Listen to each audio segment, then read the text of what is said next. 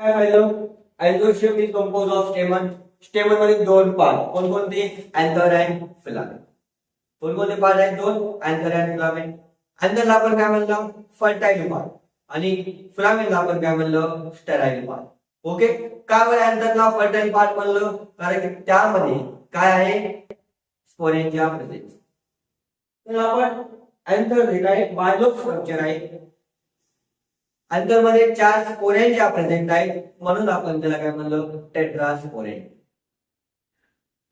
Anther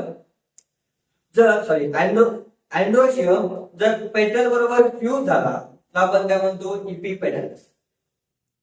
जर androecium पेरियन बरोबर fuse झाला तर आपण काय म्हणणार इपिफायट.